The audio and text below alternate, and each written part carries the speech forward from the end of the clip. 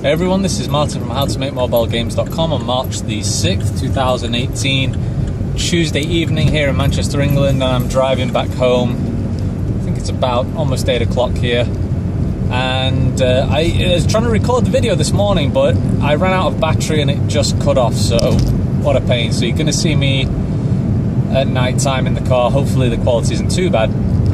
This video is going to be called something like "Don't try and make a living off of YouTube," because the money is so low on YouTube. It is just absolutely true. It is insanely difficult to reach the high ranks of YouTube whereby you have like 1 million plus subscribers and you make good money.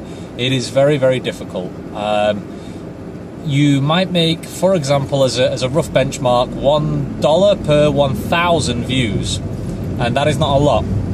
On average, on YouTube, even if you are in the top 3%, you are still below the poverty line in America, which is, I think, $16,000 a year on average, and that's based on a recent survey that was posted by Bloomberg, and I agree with it. I really agree with it all.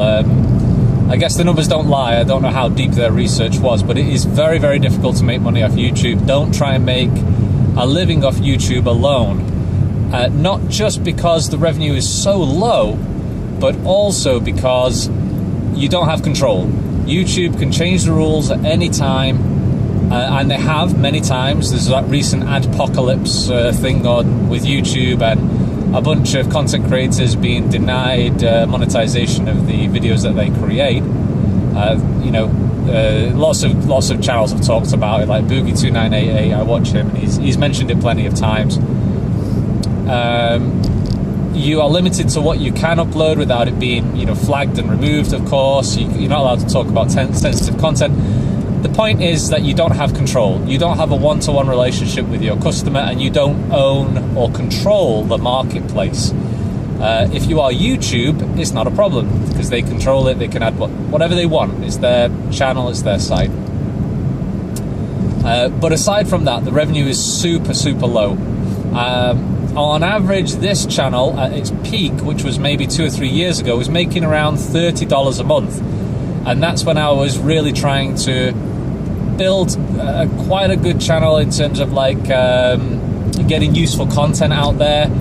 Unity tutorial videos. Unity, if you're not sure, if you don't know, is a game development package that I use, and I work with it full time. So I was doing some videos to help coders on how to build things, and from a beginner perspective. And I was also doing revenue videos and talking about the mobile game marketplace and how much revenue we're making. On ads alone, only $30. Now that doesn't include the paid channel that I had up until December of 2017, I think it was, or the start of the 1st of January 2018, because I had a subscription channel which was $3 a month, and basically it was just the videos that I was doing, but I decided to move it onto a paid channel because the free channel wasn't making any money at all. And in the start of this year, 2018, YouTube said they're no longer doing a paid channel, and that's it. So that's a perfect example. I've been through that, where it's been completely out of my control. It's just nothing I could do about it, and all of a sudden they've cancelled a channel which had like 30 subscribers. At $3 a month, they take their fee, so it comes to around $1.5 each month. So around $45 each month on the pro channel is what I was making before, and I'm not making that anymore. But that is, there was nothing I could do about that. I couldn't stop it. They didn't get in touch with me personally, say, "Hey Martin, we're going to do this. We'd like to know your feedback." No, they don't give a crap about me and my tiny channel. Of course not. So really have a think about it. Do not make a living on YouTube, really, if you're going for it as a business. If it's a way to supplement your income, like I'm doing right now, making these videos as I'm driving home, or if it's a way for you to spread the news about your other product or your game, or you're just doing it for fun, then no problem, go ahead. It's great. It's a great marketing platform. It's just great fun to make videos, and an easy way to share it with friends, family, fans, whoever. But really, do not try and make a living off YouTube. It's not stable. ad revenue goes up and down. The eCPM, which is the measurement of how much money you make per 1,000 clicks, it goes up and down each month depending on the time of the year. Now, I know that's the truth with any business, like say a vacation business or something. There are ups and downs, but it is very chaotic. You know, it can be, I don't know how many dollars today and then $0.1 tomorrow. I don't know the eCPMs of YouTube, I'm sorry. But it can go up and down for sure, quite a lot. Oh crap, the light's on green. Oops. Just noticed. I'm so focused. So I wouldn't do it though. I wouldn't do it at all. I'm trying to think of the other points in the video. It's getting harder and harder as well. It's very, very difficult to reach the top levels of YouTube. If you want to get in the top 1%, which is where you need to be in order to make money, it's almost impossible. Luck has a very big factor in it as well, and I don't like luck with any business model. I really don't. It's not a long-lasting business model, because, and it's the same with mobile games. We sometimes we hit, sometimes we didn't. Sometimes games were popular, sometimes they weren't, and we had no idea why. We didn't know why, honestly. We tried to do the same game again and reskin it in a different way, and it wouldn't work. It wouldn't get downloads that time. I have no idea why. Oh, sorry, I think you guys might be hearing the fans. I'm sorry. I just switched the fans to face forward. Another video that I saw a few months ago by Cynical Biscuit, who is a game reviewer, a UK game reviewer. He said that the success of his channel was pretty much down to luck. He was doing quality content, yes, stuff that people liked, but he honestly said that a lot of it is down to luck. Not all of it, of course. You can always sway luck in your favour, and work hard and do better quality content. But he just admitted, look, it's partly luck. He doesn't know why he got successful. It just happened to pick up one day, and then happened to reach the top algorithm, you know, charts because of the YouTube algorithm. It's very much luck based. The other point that I was going to make as well, and I've kind of forgotten. I think those are the main things. It was just right on the tip of my tongue when I was about to say it, and when I was talking about Cynical Biscuit. He mentioned a lot of it was luck. You can't really repeat the luck. As a business model, it's it's just too difficult. And I've forgotten my point. It might come back to me in a bit. I'm trying to think of the other points that were made in this Bloomberg article. I think it was sort of like reaching the top 1%. Oh dear. I can't think of what it was now, guys. I'm sorry. But at the moment, this channel, just to give you some idea, has been going since 2013, I think. So roughly 5 years. I've added a few hundred videos. I was doing a lot more videos sort of a few years ago, but then I stopped because it was, you know, it was taking up quite a bit of time and the money wasn't coming in. And I think sort of these days the channel makes around $11, $12 a month, and that's just passive because I've left it alone for so long. But obviously doing these videos now in the car and driving home, it's dead time, so I'm okay to talk about what's on my mind, hopefully give you guys some ideas, just talk about business, and then hopefully make some money through affiliate links. That's the model I was going to mention, is if you are looking to go on YouTube, make sure that you have some kind of affiliate product that you are trying to recommend or push or whatever you want to call it, because that's where you make much better money. People do not pay for videos. They do not pay. Not the home YouTube videos. Obviously they pay for quality. Well, I mean, when I'm saying quality, maybe that's the wrong word. They pay for very high production professional videos, like or movies, of course, but not YouTube homemade videos. No matter how high the quality is, YouTube is a free platform, and that's the way the market is educated now. So if you're, for example, a recommendation channel for computers, you know, like desktops and laptops and things like that, cool. If you've got, say, an Amazon affiliate account and you point them to the Amazon site and then they purchase that product, you get 5-10% or whatever it is. That's okay. Still extremely difficult though, guys. It's not an easy climb because so many people are already doing that. The major point I was going to mention, guys, and it's just come back to me: market saturation. It is insanely saturated. I think stay away from any business model that is saturated.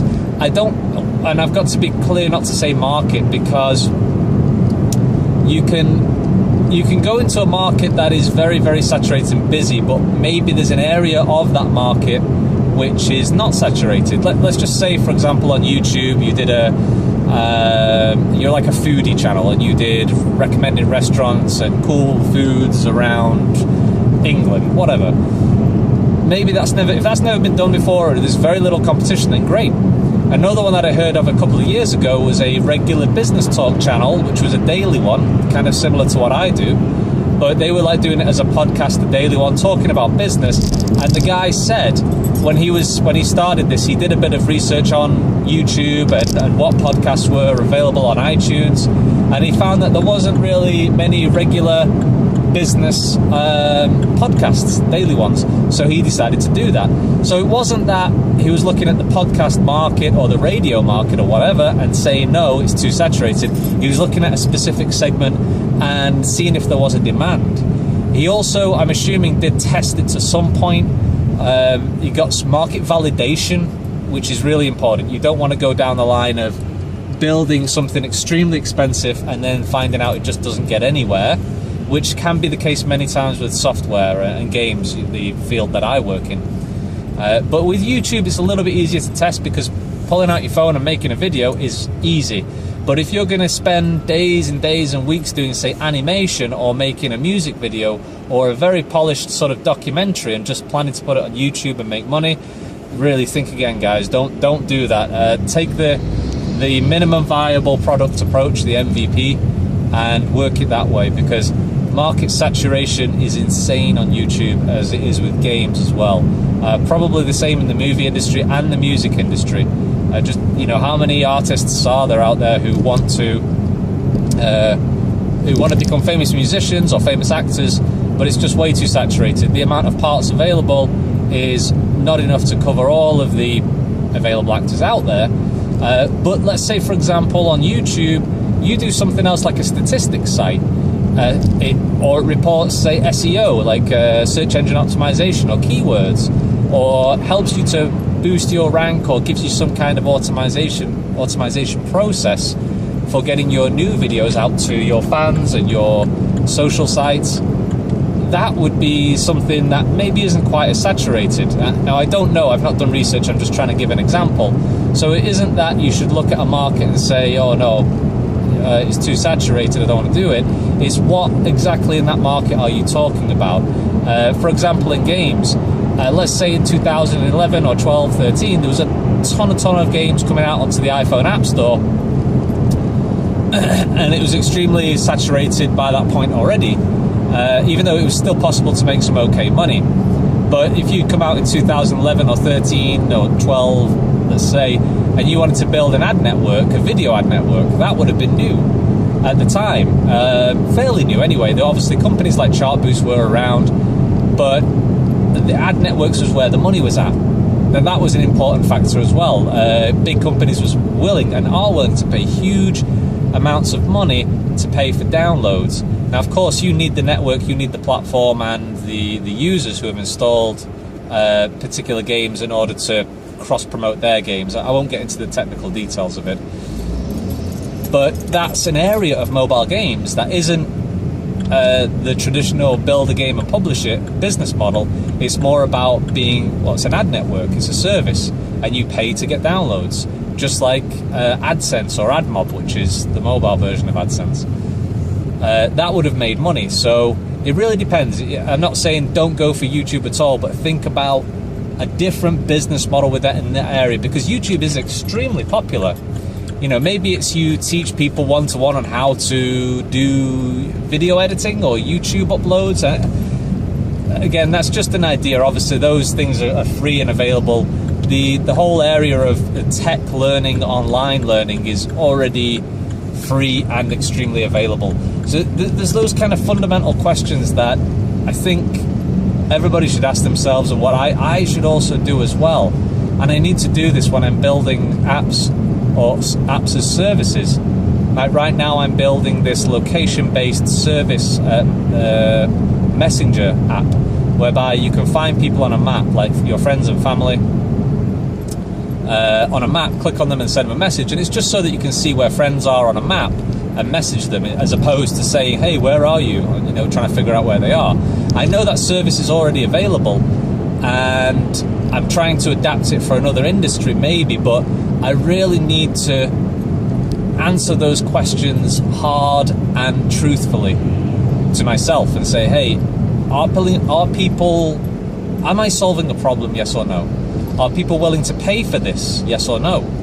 Who will I sell it to? I need specific answers. Who will I market it to? How will I get to, say, a minimum viable product in order to test it? Where's the money going to come from? Because just sticking something onto the app stores, like just uploading videos onto YouTube and hoping that they're going to make ad revenue, is not going to work. If it is going to work, it's luck. It's pure luck, in my opinion. You have to have a clear idea of how this is going to make money, who is your target market, and that's really something that I've got to push on myself as well, because as coders we don't do that very much. We're not very good at it, to be honest. We are generally, because we can code and we can build things in our our editors, whether it's Visual Studio or Unity like I use, we are very used to just picking up the tool and starting to code and building something, and then spending weeks and weeks and months building something, but never really getting that market validation up front. That I'm trying to think of the word, I've forgotten. A guy explained it on a video the other day, like market testing, whereby you ask people, hey, would you use this, yes or no? Would you find it useful? What are your problems in general around this specific area? Is it like travel or something like that? I've really got to do that more, and developers in general, we've got to sort of validate things more, for sure. It's because it's not a glamorous thing to do. You want to get your teeth into it and start deving and building it out.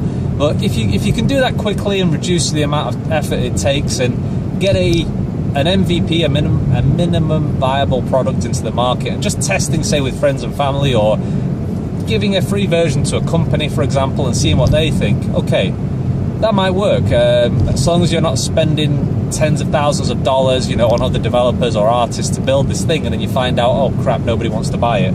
I think that's probably the case with a lot of companies and startups. So, but yeah, guys, don't bother with YouTube as a living. Honestly, it makes very, very little money. It's extremely difficult. You're much better focusing on an area where people actually pay money, because YouTube is free. It is completely free, and a market where the user is educated that things are free is not going to ever make big money. It's all a numbers game, and the numbers have to be huge, absolutely huge. So, guys, I hope you found this useful or interesting. I'm going to get going now. It's getting pretty late. I'll be home pretty soon. So, but more videos coming tomorrow, hopefully, and I will catch you later. Bye-bye.